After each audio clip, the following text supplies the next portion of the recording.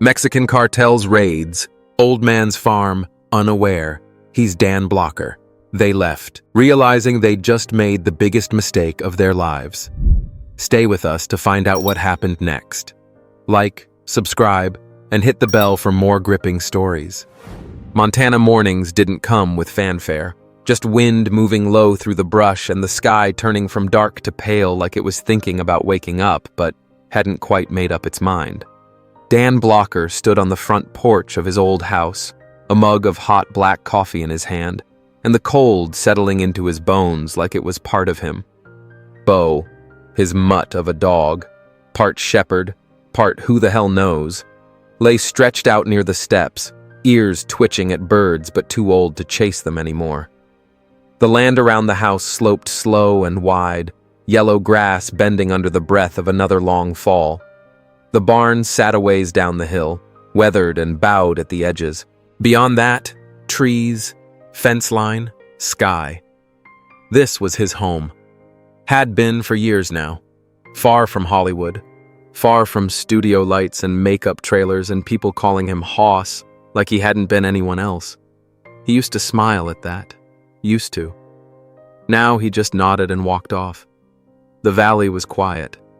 Had been that way since Martha passed. She was the reason he'd come out here in the first place.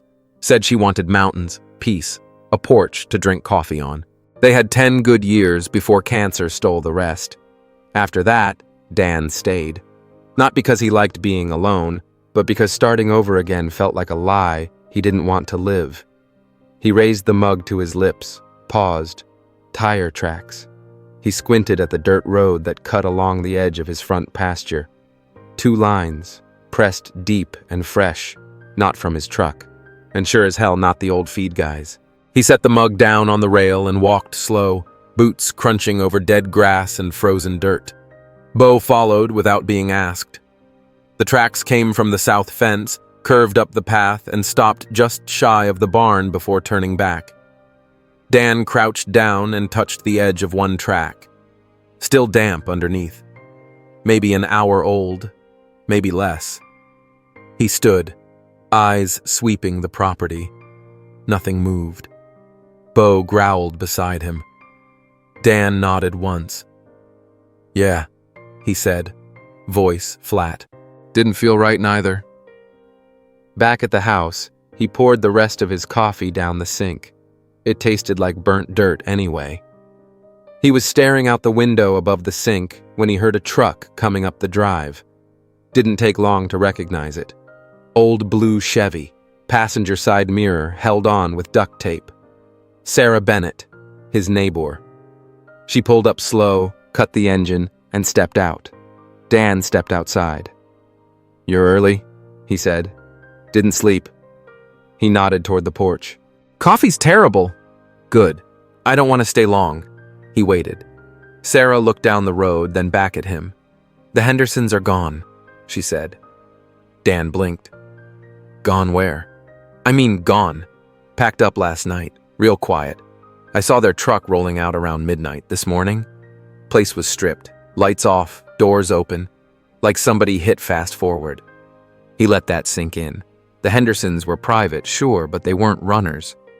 "They say anything to you?" "No, and that's the part that bothers me."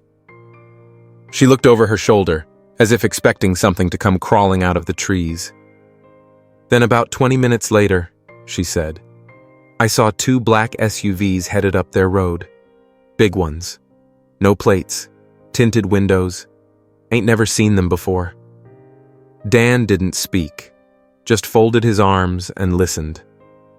"There's talk," she said, "about folks from down south, real far south, moving in. Not just buying land. They threats our people here to give their land." "Threat?" Dan said finally. "I don't know, but Miller's cousin disappeared off his ranch last month. Same thing. Quick sale, too quiet. Now the place is empty." Dan shifted his weight. "You think they'll come here?" Sarah nodded, just a little. "I think they already did." She looked him in the eye. There wasn't fear there, not exactly, but something worse. The weight of knowing things were going to change whether you liked it or not. I figured if anyone might have seen something wrong, it'd be you." Dan rubbed his hand over his beard. "They left tracks by the barn. Came up quiet." Sarah exhaled, like she'd hoped he'd say something else. "I don't know what they're after, Dan, but they're sniffing around. And folks like you? Land like this, that's the kind they want." He didn't answer. She turned to leave. "If you hear anything," she said. "I will." She got in the truck, backed out, and drove off without another word. Gravel crunched, dust rose, and the blue Chevy disappeared over the rise. Dan stood alone again. He walked back to the barn, opened the doors wide, and stood in the middle of the dust and stillness. Tools on the wall, hay bales in the corner, oil stains on the floor from machines that hadn't run in years. At the far end, near the old grain bin, was a trap door under a pile of tarp. He cleared it off. The hinges groaned when he pulled it open. Beneath, stairs led into the ground, built years ago, when folks still thought the Cold War might come home. He didn't go down. Not yet. Just stood there, looking into the dark, like it was staring back. Behind him, Bo let out one quiet bark. Just once. Dan shut the door, locked it. The sun had climbed a little higher now, but it didn't feel warmer. The wind was still blowing, still whispering things it didn't say out loud. He walked back to the house. Tomorrow, maybe, he'd go into town, talk to folks, see what else had changed while he wasn't looking. But for now, he'd sit on the porch, dog at his feet, shotgun by the door, just like always. Only difference was, this time, he was listening harder. The next morning came with no color. Clouds moved slow over the valley, dragging their weight across the sky like they didn't care where they were going. The air smelled of dust and pine, wet wood and far-off snow. Bo didn't stir much. He just lay near the porch, head between his paws, ears twitching once in a while. Dan sat with his elbows on his knees, hat pulled low. Coffee had gone cold again, but he kept it in hand. Some habits didn't die easy. The tracks from the day before were still out there. He hadn't touched them. Didn't need to. It was mid-morning when the SUV rolled up. Black, polished, windows dark enough you couldn't see a soul behind them. It pulled up just outside the gate. Didn't honk. Just idled there, engine humming smooth like money.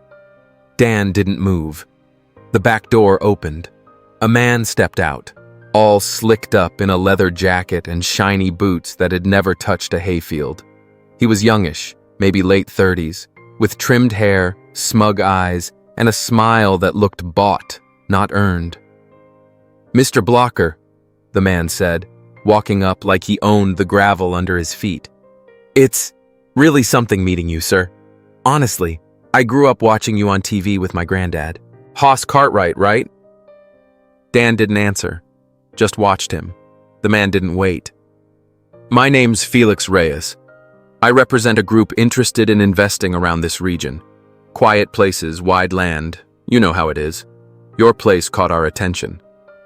He turned to one of the other men in the SUV, another slick-dressed fellow with expensive shades, and said with a grin, "Didn't I tell you? The man still looks tough as hell." Dan finally spoke, calm and flat. "You here to buy land or get an autograph?" Felix laughed. "Well, both, if I'm honest. I mean, sir, this place, it's a gold mine. And you're a living legend. We figured maybe you were just waiting for the right offer." Dan tilted his head. "It's not for sale." Felix blinked like he didn't hear right. "Come on now," he said. "Everything's got a number. We're not here to squeeze you. We respect the history here. Hell, we respect you." He snapped his fingers.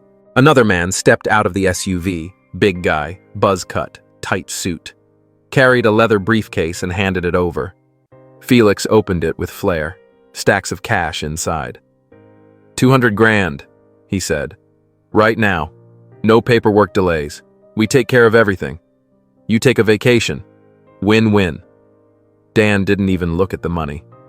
"My life's already quiet," he said. Felix's smile froze.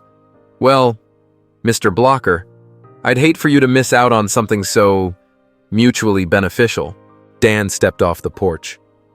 "I've seen your kind before," he said. "Used to come around the studios, smooth-talking folks out of contracts, different suits, same smell." That cracked the mask. Felix's mouth tightened.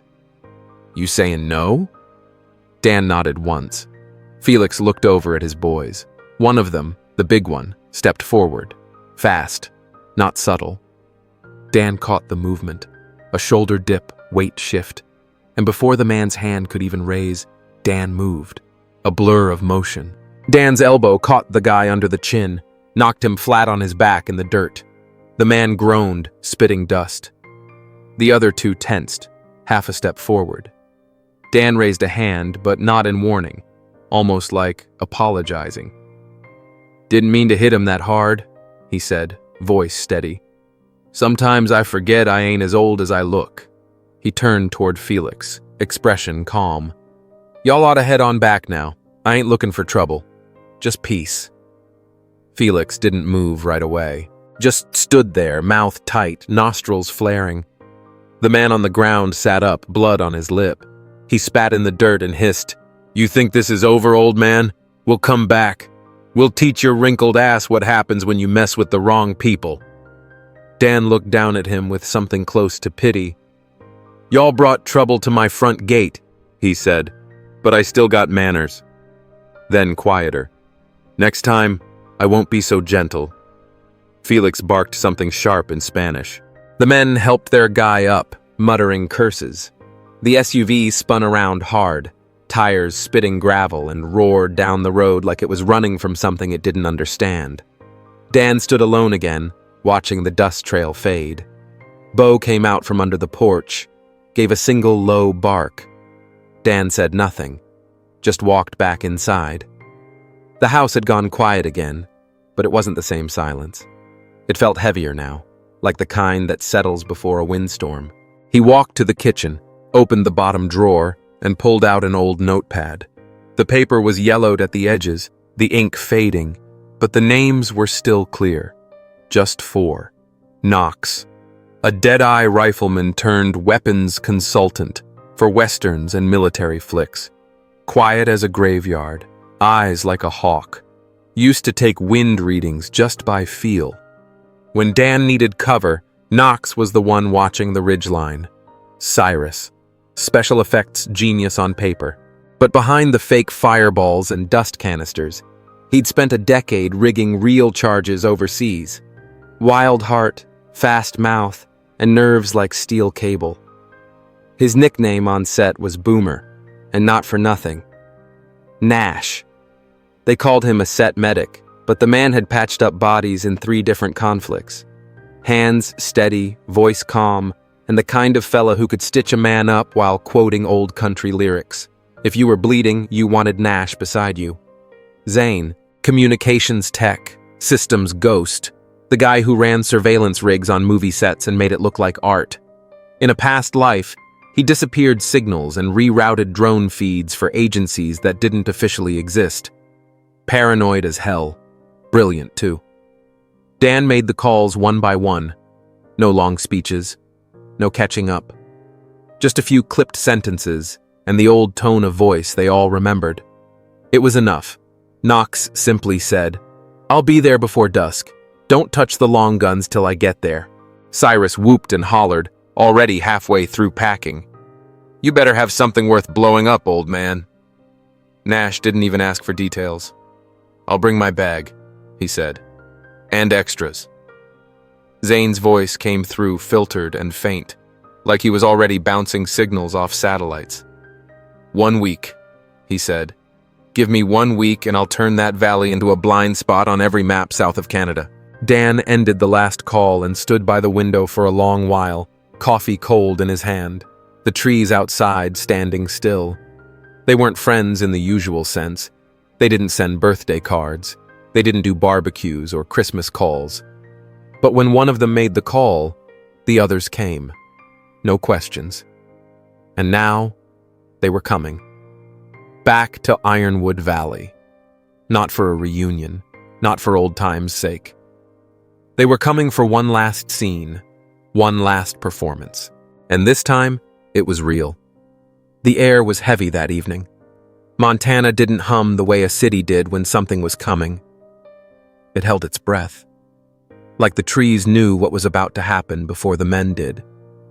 Dan stood at the table in the barn. The old war maps of Ironwood Valley stretched out in front of him. His hand moved slow over the paper, dragging a finger along the dirt road that wrapped around the North Ridge, tapping a spot just past the cattle pens. "Choke point here," he said. Cyrus leaned over this table, chewing a toothpick. "Rigged it with 6 poppers and a wall charge. If they come in from the south, they'll hit a light show they won't forget." Knox stood back in the shadows, arms crossed, eyes on the tree line just beyond the open barn doors. He hadn't said much since he arrived, but he didn't have to. The .308 rifle case at his feet did most of the talking. Zane was crouched near the corner with an old laptop, wires snaking out like roots. A small field monitor beside him blinked with thermal readings, static outlines moving in real time. "We've got heat. Maybe 3 clicks out, creeping slow. SUVs, maybe trucks. Looks like they brought friends." Nash sat at the bench near the back, rolling up sleeves, laying out gauze and morphine. "Brought enough for a war," he said, voice calm. "Just hope they didn't forget to pack their goodbyes." Dan looked around at the faces. Older, sure, grayer, slower in some ways, but not soft. Not a damn one of them. "This ain't the movies," Dan said. "They're not coming for autographs." Cyrus grinned. "Then they're getting one hell of a stunt show." They moved out in silence. No fancy call-outs, no radios, just nods and glances and the same muscle memory they hadn't lost in 20 years. Dan made his way to the front porch, the old shotgun leaning against the doorframe. But it wasn't what he carried. Slung across his shoulder was the same rifle he'd used in a dozen overseas contracts long before Hollywood tried to turn him into a myth. Bo sat beside him, ears alert, growling low. The valley grew darker by the second. And then, the lights. 2 SUVs crested the ridge, black, matte, windows tinted darker than midnight. Their engines were quiet, too quiet for off-roaders. Behind them came a third vehicle, bigger, armored, with metal plating on the sides and bars welded across the front like it was meant to push through walls. Dan didn't move, just sat there on the porch like an old man who didn't understand what was coming. Just another retired cowboy. The SUVs stopped just outside the fence. For a moment, the world was still. Then doors opened. 12 men, maybe more. Black vests, rifles, radios. Professional but not military. Mercenary types. Rented muscle with no flag and no spine. One of them stepped forward, eyeing the porch. "That him?" someone muttered in Spanish. "That's the actor guy, the old show, Bonanza or whatever." "Thought he was dead." Dan smiled to himself. "Not yet," he muttered. The lead thug shouted, "We don't want to hurt you, old man. Just hand over the land. Walk away. You've had your time." Dan stood, slow. He picked up the shotgun, rested it easy in the crook of his arm. "You're on private property," he said. "This is your one warning." Laughter. "Seriously? You think you're gonna stop us with that relic?" Dan didn't reply. He stepped down off the porch. And that's when the first charge went off. Boom. A wall of dirt and light exploded near the North Ridge, flipping one SUV like a toy. The men ducked, cursed, scrambled for cover. Cyrus was already moving along the tree line, setting off flashbangs that disoriented the cartel's left flank. Knox's rifle cracked once, sharp and distant. One man dropped. Another shot, just 2 seconds later. A second body hit the dirt. Zane's monitor lit up with movement. "They're splitting," he called over the comm line. "Some moving west, trying to flank." Dan moved with purpose now, no longer playing the old man. He ducked behind the barn, signaled to Nash, who was watching the eastern fence. "They don't know where we are," Nash said, gripping a sidearm steady. "They're about to," Dan replied. He moved like he had 20 years back, each step measured, rifle raised, eyes scanning. Cyrus triggered a mine near the fence. It didn't kill, but it dropped two of them, screaming with busted eardrums and shrapnel in the leg. Everything was loud, but in Dan's head it was calm. Focus, breath, sight picture, squeeze. Another merc went down, hit in the shoulder. Not dead, but out of the fight. "Switch into crowd control!" Cyrus yelled from the barn roof. He tossed a canister of gas over the advancing men. They scattered, coughing and swearing. This wasn't chaos. It looked like chaos. But it was the kind of chaos written by men who knew exactly what they were doing. It was choreography, Hollywood style. Except this time, the bullets were real. The first real mistake the cartel made was sending Felix in. He thought it was safe, thought the worst had passed. He came around the back of the barn, pistol drawn, flanked by two guards. Dan was already waiting behind the tractor. He stepped out, leveled his weapon. "Drop it!" Felix froze, gun pointed down but still gripped. "You don't know who you're messing with," he hissed. Dan stepped closer. "I do," he said. "I've met your kind, played 'em in a dozen films. But here's the difference. Back then, the script always gave you a way out." Felix snarled and raised the gun. Too late. Knox's shot rang out like a thunderclap. The weapon flew from Felix's hand, his shoulder snapping back from the force. Dan walked forward, kicked the pistol away, and dragged Felix down to the dirt. The rest of his men were either down, gone, or too confused to fight. Cyrus lit up the last mine, a controlled charge that shook the ground and sent the remaining SUVs into retreat mode. In 5 minutes, the battle was over. Silence settled back into the valley, but it was a different kind of quiet now.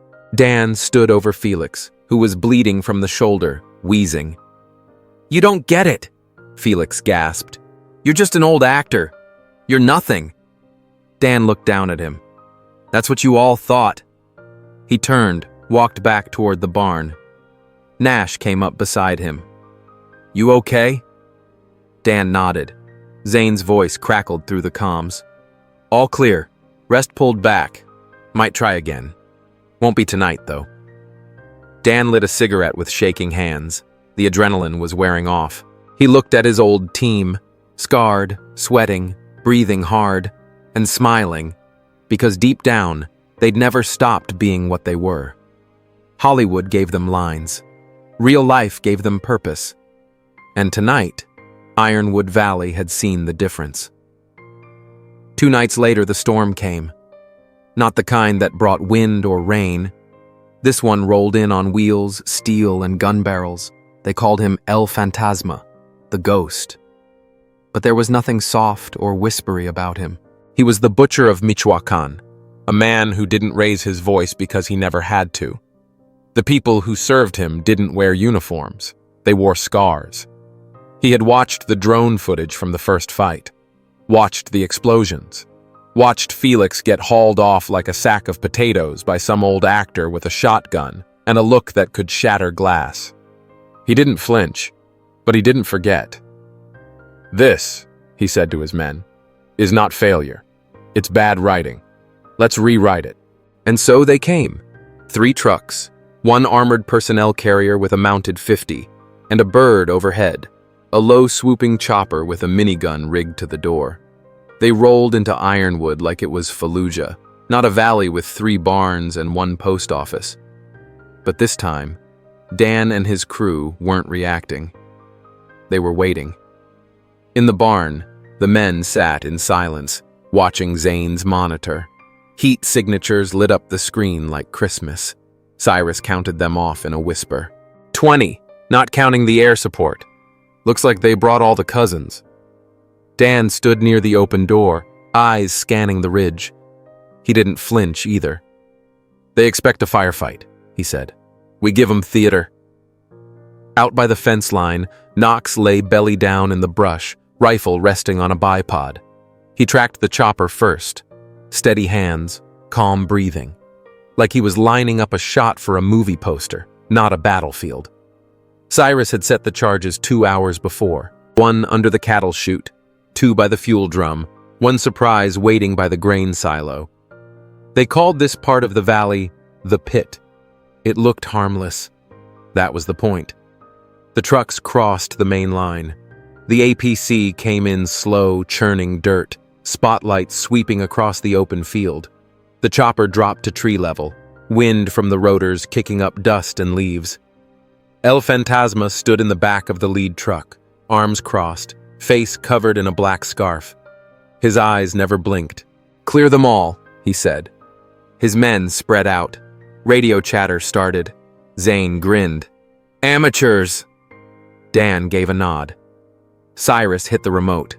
The first explosion lifted the cattle chute straight into the air, flipping the lead truck like a toy tossed by a child. Gunfire erupted, but not from the house, from everywhere else. Knox fired once. A man dropped from the turret, then again. Another from the trees. The valley lit up with fire and sound, but it wasn't chaotic. It was planned, layered, scripted like a scene where every beat had been rehearsed 100 times. Dan moved through the orchard like a shadow, firing from cover to cover, never in the same place twice. Nash stayed by the barn, watching the approach from the north, patch kit ready, rifle at his side. Cyrus danced around the fuel drums, tossing flares, triggering smoke bombs. The cartel scrambled, shouting in Spanish, trying to regroup. That's when the chopper moved in. The minigun started up with a whir and a scream. Trees shredded. Dirt exploded. Dan hit the ground behind a haystack, grit in his teeth, heart still steady. "Knox," he said into the mic. "Wind's wrong. Need 3 seconds." Dan looked up at the chopper, now banking left, starting a second pass. 3 seconds was a long time when death was in the air. Then, crack. The shot split the night. The minigun stopped spinning. Smoke poured from the bird's engine. It spiraled once, then dropped hard behind the ridge. Silence. Dan stood up slow. "El Fantasma's still out there," Zane called. "He didn't leave." Dan nodded once. "He won't." The fight wasn't over, but it wasn't a fight anymore. It was a purge. The rest of the cartel tried to retreat, but they found their trucks disabled, tires shredded, electronics fried by Zane's signal jammer. What was left of El Fantasma's men scattered into the trees. Dan walked the field, boots heavy in the dirt. Gunsmoke clung to the air like fog. He didn't say a word, and neither did the cartel. Not that night. But the legend? It started right there. By dawn, the field was quiet. Smoke still curled from the wreckage. The busted SUV smoldered like a campfire gone wrong. You could hear a moan now and then from the brush. One of the mercs still breathing, hoping someone might come back for him.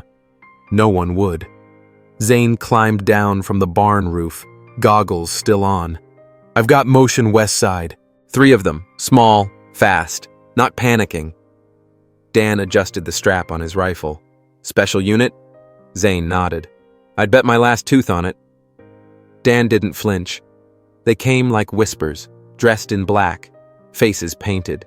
No yelling, no showboating. These weren't the hired thugs. These were the real ones. Dan whistled once, low and sharp. Knox repositioned. Cyrus ducked into the workshop, rearmed with a shotgun and a rig of concussion grenades hidden under his coat. Nash stayed where he was, calm, ready. And Dan? Dan disappeared. The elite team moved in, confident, precise. They thought the first wave softened the place up. They thought they were hunting. They didn't know they were walking into Act 2. Zane killed the lights. The orchard went dark. Then the noise started. Creaking metal. Footsteps where there shouldn't be any. A horse's whinny, loud, sudden, wrong, Hollywood tricks. Cyrus lit a smoke charge. Red haze spilled through the trees. The first man raised his weapon, then took a shot to the knee from Knox. Another turned to check the flank, triggered a stun trap rigged to the sprinkler system. Blinded. They split up. That was their second mistake. Dan caught the third one near the well. The man was fast, trained. Came in low with a knife, no hesitation. Dan sidestepped, caught his wrist, twisted hard. The knife dropped. Dan hit him once in the throat, once in the ribs. He dropped like a sack of cement. Dan caught his breath. Not bad for a 60-year-old cowboy. More movement, this time behind the old shed. Dan circled, crouched low. He remembered the rhythm of scenes like this. It wasn't about being fast. It was about waiting. The fourth cartel soldier stepped out, and Dan was already there. Fist met jaw. The man crumpled. "Two more," Zane said, moving toward the barn. Cyrus met them with two flashbangs and a grin. The first staggered into a fence. The second tried to climb over the tractor. Nash dropped him with one shot to the leg. By the time the sun fully rose, 6 elite men were down, alive, but hurt. Dan stood in the center of the barnyard, rifle slung again, boots muddy, chest rising slow and steady. He picked up the radio, clicked it to the open cartel frequency. He didn't shout. He didn't curse. He just spoke. "This is Ironwood. This land belongs to folks who work it, bleed for it, bury their dead on it. You want to play soldier? We'll give you a war. But here's the difference. We don't film the ending. We live it." Silence on the radio, then static, then nothing. Dan dropped the mic back into the saddlebag. Later, they'd find out cartel radio chatter had gone dead. Word started spreading across state lines, across the border. A name. Blocker. A story. The old man with the Hollywood past who turned his ranch into a graveyard for criminals. And a message. This wasn't just a farm. It was a warning. The wind felt different in Ironwood Valley now. It wasn't just the quiet. It was the weight behind it. The way people looked at the ridges like they were checking for smoke, like they remembered. Dan didn't say much in the weeks that followed the raid. He patched his fences, oiled his tools, walked the line of his land with Bo trotting behind him. He wasn't waiting anymore. He was watching, but not alone. Knox bought up the old Henderson property not long after the dust settled. It wasn't much. Broken fences, a few good sheds, and a half-rotted barn. But he didn't buy it for comfort. He bought it for the line of sight. He fixed the gate first, then the roof. And out behind the barn, he strung up new targets and built himself a range. Called it a hunting club. Word got around that it was invite only. Locals called it a place to tighten your aim. Folks who showed up drunk or mouthy didn't come back. "Knox doesn't talk much," Sarah told Dan one morning. "But when he does, people shut up and listen." Dan nodded. He always had that face. Down in the old general store building, Nash set up shop. Called it Ironwood Clinic. Kept the windows open and the sign hand-painted. Said he only charged what folks could afford. But behind the counter, tucked beneath the aspirin and cough syrup, was a locked drawer. Nash never said what was in it. No one asked. He checked IDs for newcomers, watched hands, watched movement, saw things before others did. Zane moved higher up into the northern ridge, said it helped with signal clarity. Truth was, he didn't like crowds, but his radio array could catch a squirrel sneezing 2 counties away. He started calling it the listening post, but everyone knew what it really was. Zane was the valley's ghost in the wires. He tracked everything, chatter, traffic, movement on the back roads. Sometimes he'd call Dan late at night. 2 vans came in from the west, he'd say. Settlers or snoopers. One's got 3 car seats and a dog. The other's got men with boots too clean. Dan would grunt, hang up, grab his jacket. Everyone had a role, and none of them wore uniforms. No flags, no ranks, just presence. It was enough. Folks in town started walking a little straighter, started looking out for each other again. The hardware store started stocking extra locks and rifle safes. The library added books on first aid and basic survival. Someone even printed out old military field manuals and passed them around. It wasn't fear, it was preparation. Dan met Sarah once a week at the cafe. Always the same order. Black coffee and one of those lemon muffins she liked. She never said she was part of the plan. But she was. She taught the younger women how to shoot, not with bravado, but with patience. She showed them how to patch a wound, how to build a radio out of spare parts. Dan let her in more each day. He told her pieces, not everything, but enough, and she carried it well, better than most men. She became the voice folks listened to when Dan wasn't in the room. Dan doesn't talk much, she'd say, but when he does, you'd best listen. Rumors started to spread. They didn't come from newspapers or screens. They came from truck stops, border crossings, quiet conversations in Spanish between men with tattoos they didn't like to explain. There was talk of a place in the north, a place where a man once famous on a screen had turned his land into something else, something dangerous. Some said he was a government ghost. Others said he was just lucky. But the whispers said the same thing. Don't go near Ironwood Valley. Cartel tried it, they'd say. Didn't go well. The whispers turned to warnings. The warnings turned to legend. And Dan? He went back to tending tomatoes. The days got shorter as summer rolled into fall. Morning air started to bite a little harder. Wood smoke returned to chimneys. Leaves began to turn that hard orange that only came once a year. Dan never stopped his routine. Up before the sun, coffee by the porch rail, walk the land, check the fences, and always with Bo close behind. He started teaching a couple local kids how to ride. Old ranchers brought their grandsons and nieces over to learn about saddles and boots and how not to get thrown. He never asked for money, didn't need it. Sometimes, he'd sit with the kids under the big elm tree and tell stories about his TV days. Not the bloody stuff, just the funny parts. How horses didn't always hit their marks. How makeup would melt under the studio lights. How one time he split his pants mid-scene and kept going because the camera was rolling. The kids laughed, and Dan smiled in that quiet way he did. But behind the eyes, he was still watching, still listening, still ready. Ironwood started changing in ways outsiders didn't notice. Cameras went up, hidden, subtle, mounted under gutters and in birdhouses. The old watchtower on Miller's property got cleaned up. Folks said it was for bird watching. It wasn't. Teenagers didn't sneak off to drink near the old quarry anymore. They trained there now. Quiet drills, supervised by someone who used to work in security. The church basement kept emergency supplies. The fire station had a second radio line.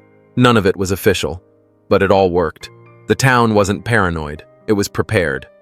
And in a world where noise came cheap, Ironwood had gone quiet. The kind of quiet that made wolves think twice. Some say Dan died years ago. Others say he was just a role. No one called him a hero. No one dared. But smugglers heading north began detouring wide around the valley. Scouts refused to take jobs that even looked near the border of that stretch. And in cartel circles, the name Ironwood was scratched off maps. Someone once joked that even the wind didn't go through there anymore without asking first. One evening, Dan stood by his fence, coffee in hand, Bo laying beside him like a stone. Sunset hit the far ridge just right, turned the whole valley gold, soft like a dream that still had work left to do. Sarah stepped out from the barn, wiping grease off her hands. "You gonna tell them everything one day?" she asked. Dan sipped his coffee. "No." "Why not?" "Some stories don't need telling," he said. "They just need remembering." They stood there a while, not saying anything else. Just breathing, just being. And if you were passing through Ironwood Valley that day, just a traveler on the road, tired and looking for gas, you might have driven by without even noticing. Just a small house, a man with a dog, a fence line that needed painting. But if you looked close, if you really paid attention, you'd feel it. Like gravity pulling in just a little stronger. Like something had happened there, and whatever it wasn't done yet. And if you asked that old man who he was, maybe he'd tell you. Or maybe, like always, he'd smile a little and say, "I'm just a guy who used to be in pictures." Then, tip his hat, and walk back into the quiet. So, that was Ironwood Valley. If you stuck around till the end, thank you. Really. This story wasn't just about gunfights or revenge. It was about dignity, legacy, and what it means to stand your ground when the world changes around you. Dan Blocker might have been a cowboy on screen once, but in this story, he's more than that. He's every man who ever put away his past but kept the skills that mattered. He's every soul who's lost something, a partner, a dream, a time that'll never come back, but still wakes up and walks the land with purpose. This wasn't about being a hero in the eyes of the world. Dan didn't need medals, headlines, or applause. He didn't fight for glory. He fought for quiet, for the people, for peace. And that's what makes him so powerful. The way he chose not to kill, the way he passed on wisdom instead of anger, and the way he built something lasting with his hands. That is the kind of strength we don't talk enough about. And honestly, we need more Dans in this world. What did this story mean to you? What part hit hardest? The silence before the storm? The old friends showing up? Or just that last quiet cup of coffee at the fence? Let me know in the comments. I really want to hear your thoughts. Let's talk about legacy, peace, and the kind of men we become when no one's watching. Thanks for riding with me. See y'all in the next one.